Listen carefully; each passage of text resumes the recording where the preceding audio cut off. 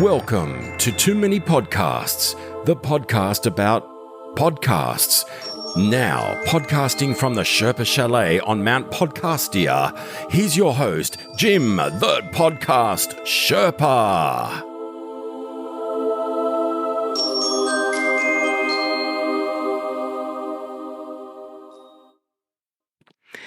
Hey there, all you people of the pods and all you podsters and podettes. You like the new opening? Me too. I'll get back to that in a minute. I have a few good things to pass on about the show today. First of all, this podcast now has a website.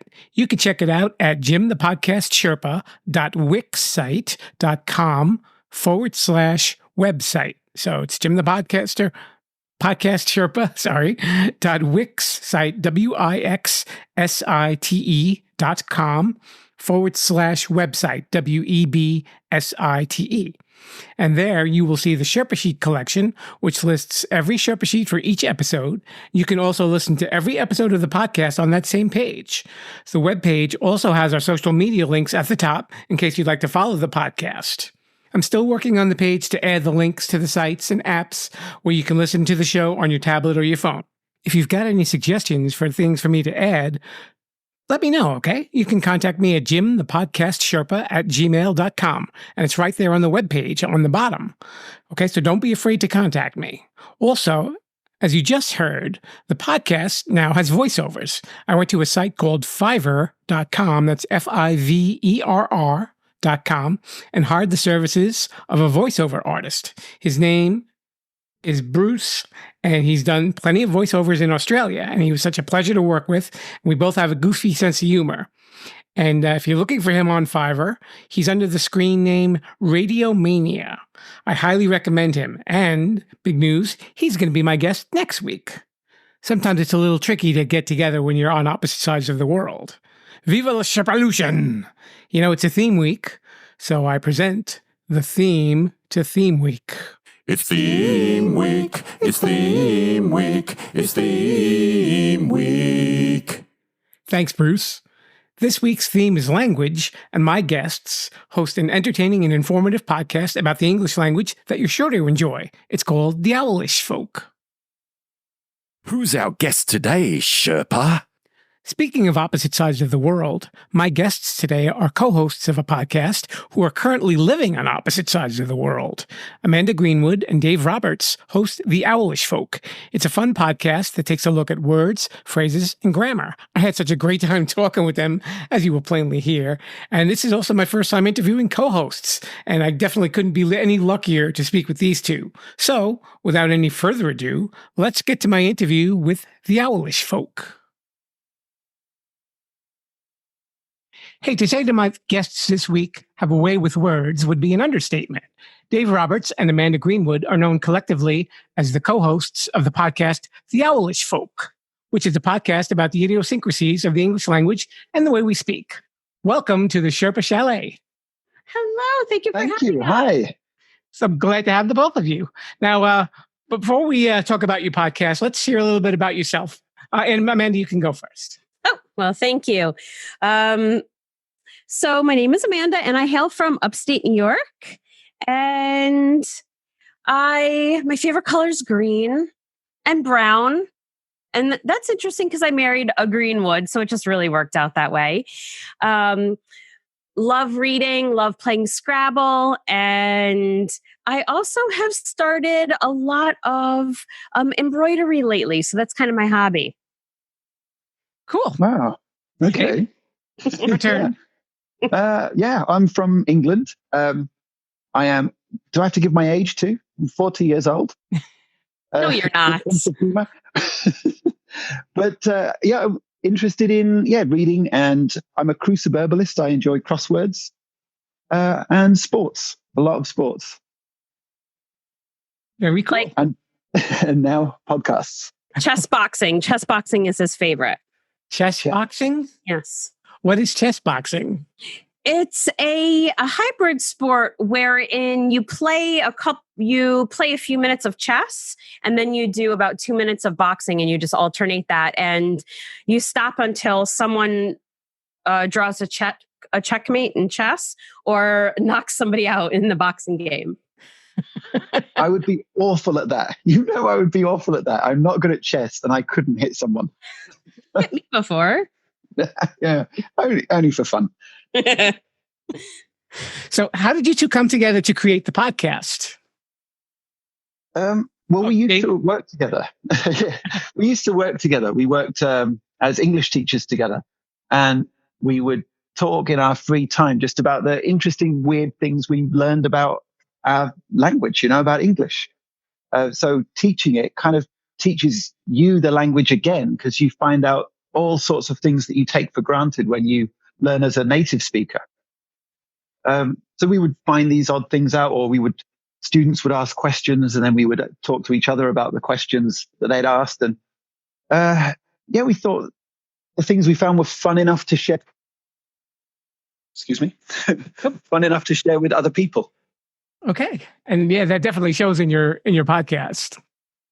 Oh, thank you. How did you end up in Korea? Well, my husband and I went there in 2006. And I was working on writing my master's thesis. My husband had finished his master's. And we were certified to teach English. And I had some Korean friends in graduate school. So we knew we wanted to go to Asia. We decided on Korea. We were going to stay just for 1 year, and we just fell in love with it. And we stayed for 13 and had a child there. And we just returned back to the US. Wow. Yeah. And then Dave, you are still there with your wife and your child. Still there, yeah. So I went maybe a year before Amanda. I came over here, and it was just for a break. I was working in England, and my boss at the time said, if you work hard, then in 10 years you could be doing my job. And it terrified me. And so immediately I started looking for anything else, anywhere else. And I started looking around the world, and I knew people in China and I knew people in Japan. So I thought, let's try somewhere different. And found myself in Korea, which again was going to be for a year. And then I met somebody, and then we got married and had children. And so I'm still here. And like Amanda, I love the place. Do your kids get hooked on K-pop? They're a little bit young for that, but I think, they'll be big BTS fans before long. Are you a K-pop fan? No, well, I'm sure you might be dreading that day soon, though, right, Dave? I have to say I'll dread it, but in my heart, to be honest, I'm looking forward to it. Yeah. Yeah. Oh, yeah. I can't hide it. Yes, I'll look forward to it. There's some good tunes. I think, after we record, Jim, we should do a little bit of an intro, a K-pop 101. Get you into it too. I think I'll probably pull out of the interview at that point. Oh, come on. No, I think, it's a wild world of K-pop. So very, very into it. And it changes all the time. You think you know all the latest artists, and then there's a whole new batch. Yeah, it's very difficult to keep up with. Okay, I can imagine. Yeah. Now, my understanding, and you guys can correct me if I'm wrong, that English is very often a second language in Korea. Is that true? Well, actually, I'm going to be a little bit pedantic here. So that's okay. English in Korea is a foreign language rather than a second language. Okay. So English is a second language if it has a specific dedicated purpose in society. So, for example, if English is the language of business, then it's a second language. Okay. But in Korea, it doesn't have any designated purpose, so it's just a foreign language. Whereas like Singapore, for example, it's a second language. It's the language in which business is conducted. Yeah, and I think if anything, Chinese was probably more important in the culture in general than English up until, I don't know, maybe 10 years ago. Because I remember up until, 2013, there was still Chinese characters on all the signs, but now they've been taken off, and it seems that they've switched to English. I mean, of course, in tourist places, there's still Chinese, but... there was a big push in Seoul for English from the 1988 Olympics. and they built new subway lines and stadiums. And to help all the travelers get around, they put a lot of English signs around then. And I think that replaced anything else that would have been there. And there gradually it's more English and less Chinese, even less Korean. You see a lot of English where you would expect to see Korean signs these days. But it doesn't have that dedicated purpose. It's just something people are used to seeing now. Okay, I see. So now, with all the different topics that you guys have covered in your show, and you go into different aspects of language and sentence structure and so on, is there anyone that comes up that you find like the most unusual about our language?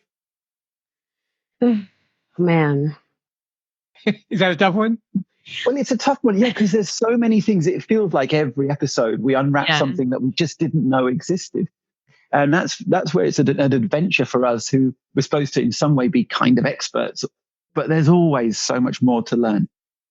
For me, I think learning about the silent letters and where all of that came from, and the history, the historical events behind how much English has changed, that is always something that is really interesting to me. Because even though I love language and I've had an interest in linguistics and the history of the language, I never really studied it because I was always studying literature. That's my focus. So this has kind of been like a new education for me. I'm reading so many books every year just based on this one subject. And it's been really exciting learning about all the nuances of the English language and the history of it. Yeah, the history is fascinating. There's so many stories. I think they're the episodes I enjoy recording the most, where we have a question that seems on its face fairly straightforward. And then we find some historical event that dictated the course of the language and the way the words change. I think that's the thing for me that I find most exciting, is the way that it changes. It's so dynamic, the whole language. So what we have now, we feel is right. But even 50 years ago, it would have seemed weird. And 50 years in the future will also seem weird. And we have to kind of accept that we pass on to the next generation this language, and they do what they want to do with it. And they think that's right. And then they'll pass it on, and they'll feel that young people in the future use and abuse the language strangely. But it's constantly evolving. Yeah, that's funny. But you actually brought up the topic of my next question, because I was wondering, do you guys feel that the beauty of the English language is slowly like disappearing because we talk with emojis and abbreviate everything like LOLs, and there's a lot more slang? We've come like a long way from, shall I compare thee to a summer's night to, yo, sup? Personally, I don't think that it's gone downhill. It's just changing in a different way, and it's changing with society and with modern times. And I don't think there's anything wrong with that. We have to adapt. Languages will adapt. And yeah, I think that we maybe have changed our view on that as well, where we've had to become a lot more accepting of the reality that we don't get to control it. So I think our position has softened. And shall I compare thee to a summer's day? Maybe 400 years ago, it didn't seem quite as poetic as it does now. And 400 years in the future, maybe people will think, yo, what's up? Is actually poetic. People revere things from the past as these icons of perfect language use or poetry or whatever. But even though that was contemporary at the time, isn't it? Whoa. Sorry, pardon me. I was just going to add on to that and say, even though we've accepted some things, we still have our picadillos where we kind of won't budge. And we're a little bit stubborn about the way that we feel. For example, the way I feel one thing very strongly about is the misuse of the word fort and forte. Go on and tell us about this. Yes, okay. So the word, and Dave's cringing already. The word that means something that someone excels at is supposed to be pronounced fort, meaning that it is one's strength. Forte is actually an Italian term that is used in music. So you see on the news all the time or on talk shows or whatever, oh, dancing is his forte. And I secretly cringe inside. But the problem is, if you look in the dictionary, both pronunciations are accepted. And that's because whatever is used most of the time, it is accepted. And that usage is so important in language, because it doesn't matter if you say, well, this is how we used to say it, and this is the correct definition. If everyone uses it one way, it's accepted. And you see that in the example of literally. That's true. That's a good example too. Yeah. And another example, because this isn't a new thing. There's the word, let's see, apron.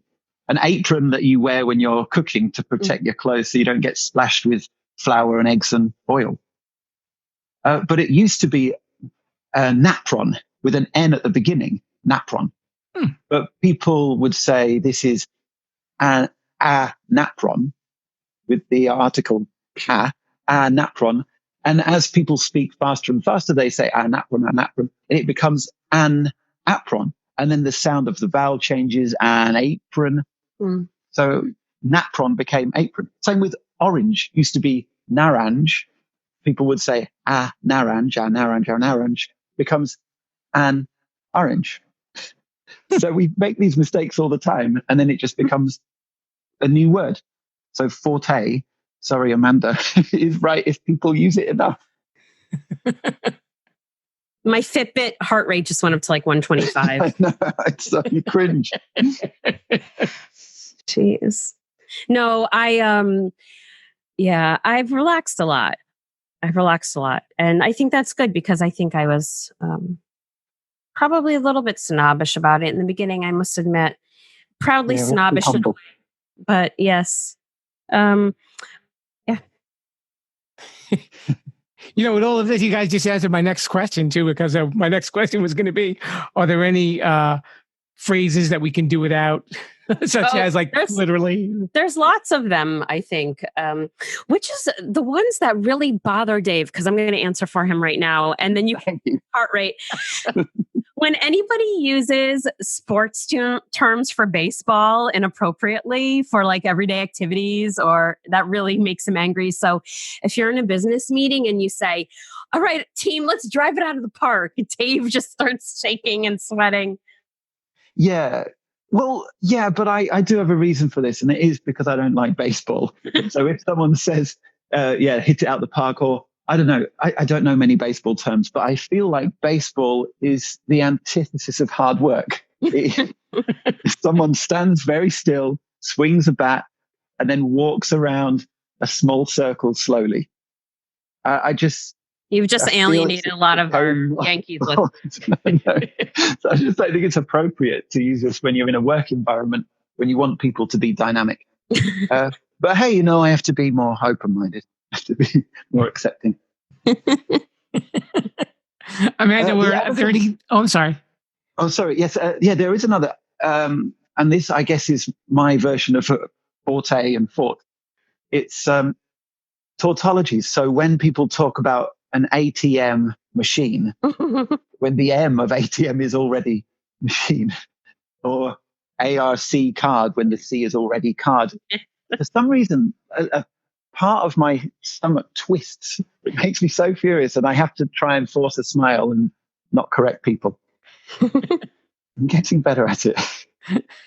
Oh, my heavens to Betsy, Dave. Oh, you brought the worst out of us, Jim. But I think if I can answer too, and Dave and I have also talked about this, when you say, I have a case of the Mondays. Oh, yeah. Like, what did Monday ever do to you? And why are you going to be so mean towards Monday? Monday's a great day, or don't talk to me until I have my coffee. It's like, I'm not going to even talk to you at all if you're going to be rude. You know what I mean? I don't know.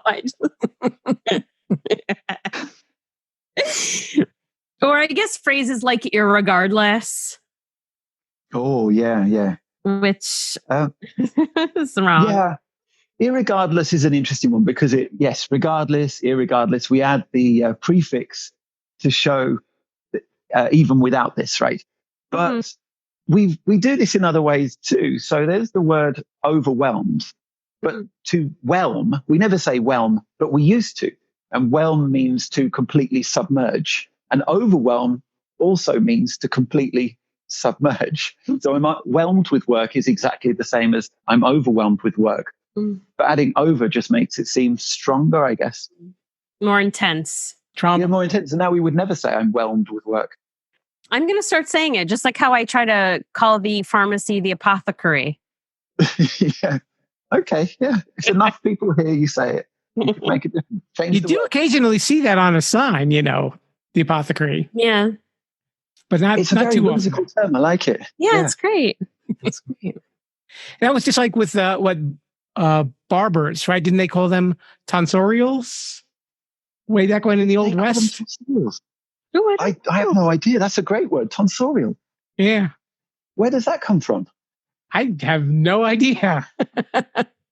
Oh, great. There you I go. like You got that something word. for your next show. Yeah, I'm writing that down right now. Great. Yeah. A barber. But there are lots of occupations that have great names, like a haberdasher. Oh, that's yeah. Is that a hat maker? Yes. Okay. Oh, that's right. I forgot to tell you guys.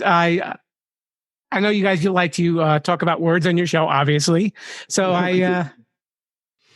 I've made just a small list of words, and I guess we'll call this challenge "Words I've Never Heard." Oh dear. Okay, so I'm going to just throw them at you. I'm going to see if you guys know the definitions of these, and you can, because we're on video, you can throw your hand up, or or you can jump right in if you want to. If you don't know them, don't worry about it, because like I said, I looked these up too. So Okay, now my heart rate is like 130.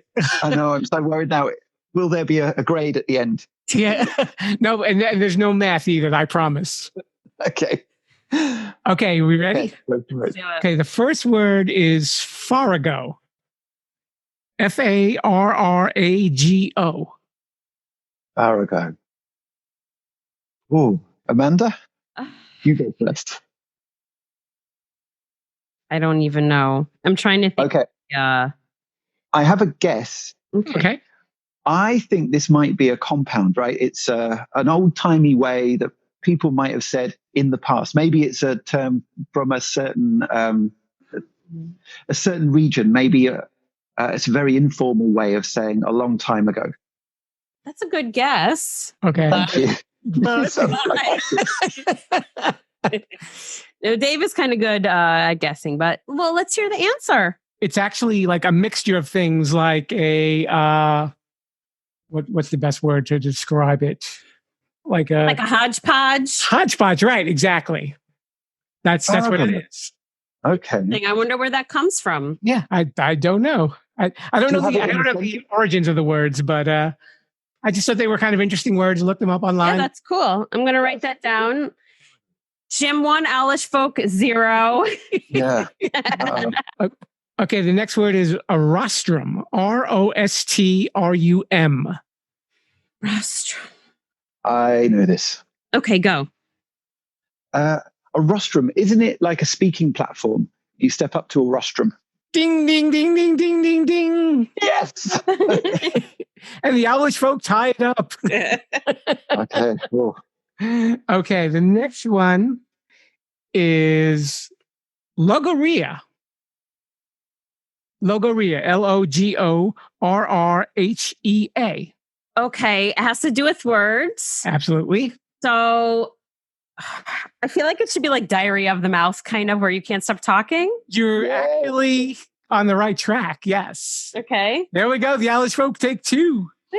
It's actually, they refer to it as like patients who are like manic depressive when they're talking incessantly and it doesn't make sense. Oh. And they actually call it logorrhea.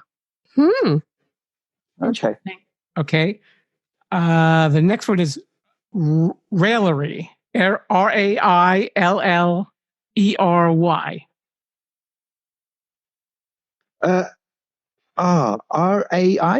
Yeah. Raillery.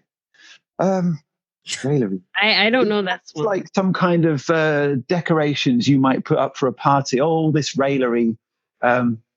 Things that are unnecessary and slightly frivolous, but maybe just charming. Well, you went A little bit off there.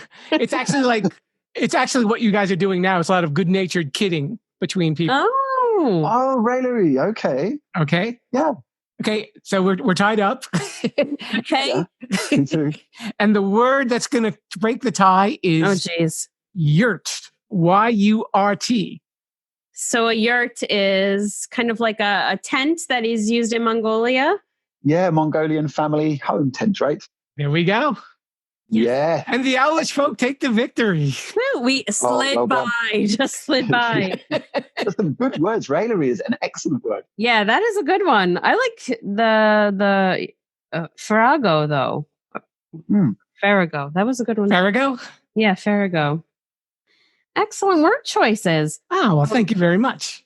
All right, this is a show about podcasts. So I'm curious as to what podcast you two listen to. Amanda, you may go first. Sure. So I have two that I listen to quite often. One is called Out of the Past, Investigating Film Noir. And it's these two gentlemen who basically just go through the list of famous film noirs and just talk about them. And sometimes they juxtapose them to modern movies. And I think there was a really good episode comparing The Big Sleep and The Big Lebowski. That was really good. And the other one I listen to a lot is Rejoice with Frank Delaney. And Frank Delaney actually passed away in 2017, very famous Irish writer. And basically the podcast is just going through James Joyce's Ulysses and talking about different tropes and imagery and concepts that he's written about in his own scholarship of Joyce, because that's actually my area of interest in literature and publishing. So it's a really good podcast. Okay. Dave, your turn. Okay, yeah. I've fairly recently got into a really good podcast about films and TV. It's called Script to Screen, and the 2 is number 2. And this is run by 2 guys. I think they're in Lebanon, but I'm not totally sure.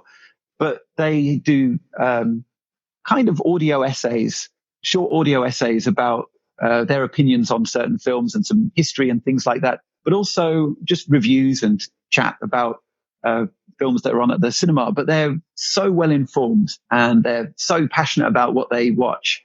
They're not afraid of, giving a scathing review, but they always look for something positive in anything they see. It's a really charming show. These guys have a lot of energy. So Script to Screen. The other one is called You Are Not So Smart. Not you, but everyone is not so smart. You Are Not So Smart. And this is about psychology and how our brain kind of tricks us. So every week or 2, there's a new episode in. It's usually looks at some kind of psychology research, but things like how our brain constructs reality. So when we remember something, we actually reconstruct our previous memory of that, the previous time we recalled it. And every time we remember something, we corrupt the memory in some way. So we feel like we have this great grasp on reality and on the past, but actually it's quite warped. So yeah, that's really interesting. You Are Not So Smart. Oh, great.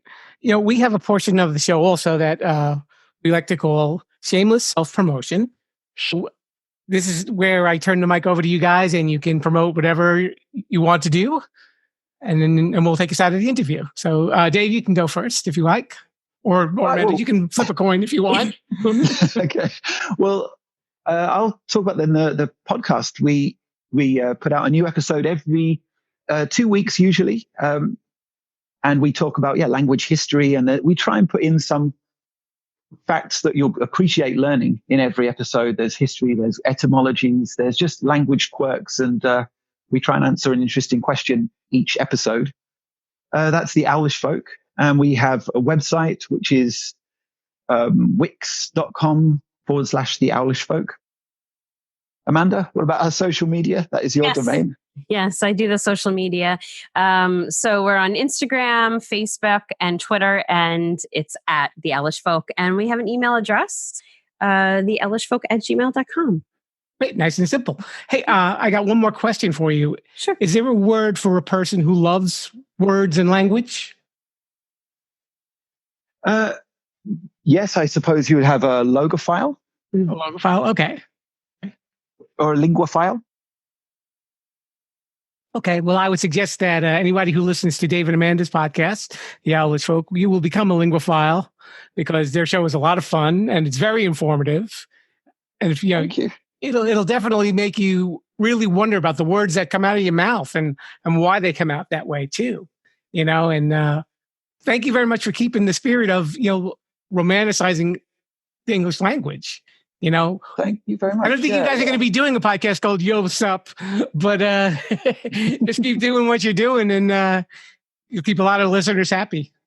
Thank you so much. Thanks very much. You too, Jim. Yeah, I like your show too. It's really engaging and fun. I like how you give everybody a voice.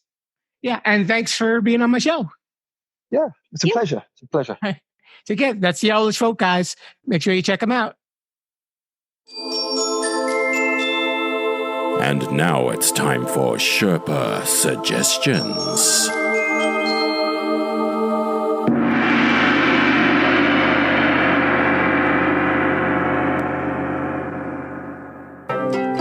If you like the Owlish Folk, like I do, check out these podcasts too.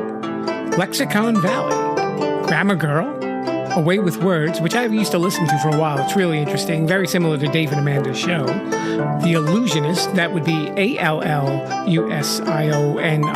It's like a spelling bee today in here. And also Animalogy, which looks at the use of animals in everyday words and phrases. So those are your Sherpa suggestions for this episode. Check them out, and you won't be at a loss for words.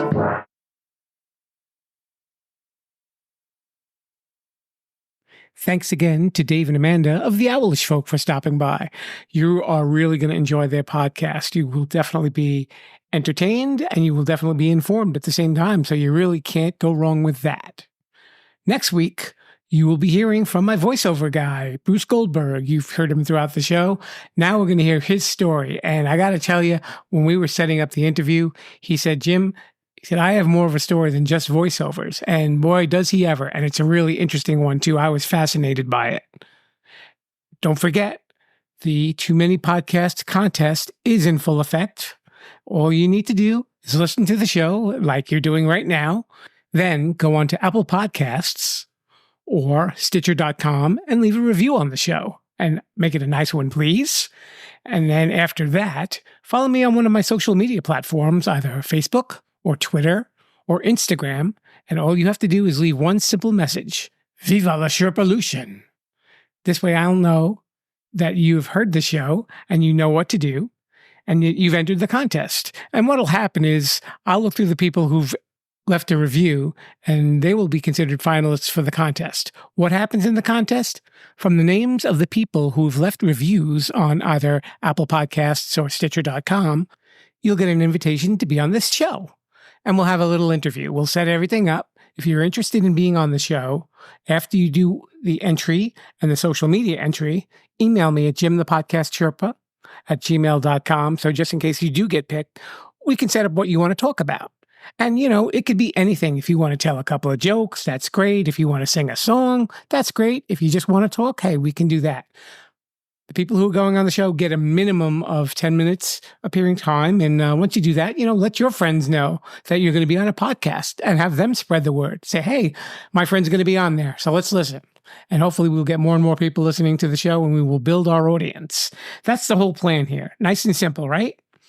And just keep in mind, we don't want to discuss any topics that might be offensive because, that's not what the show is all about. And, it's not exactly smiled upon by our distributor Anchor or a lot of the podcast distributors also. So if there's something that's inappropriate or controversial, I would either edit it out of the interview or just choose not to play the interview on the show at all. So we're going to keep it light and we're going to have fun when you come on the show, okay? But like I said, it's all you got to do. Review, comment, Viva la Sherpalution, and email me that you'd like to be on the show if you're chosen and what you'd like to do. This way we'll set it up and we'll figure it all out for you, okay? In the meantime, don't forget to follow me on Facebook or Twitter or Instagram. So until next time, thank you so much for stopping by and pressing play. And as we Sherpas like to say, you know, I don't think there was a toll bridge on that mountain the last time we were here. Have a good week. Thanks for listening to Too Many Podcasts. Please disperse. You can go home now. I said you can go home now. Viva la Sherpalution. Viva la Sherpalution. Oh. Yeah, I'll come back now, you hear?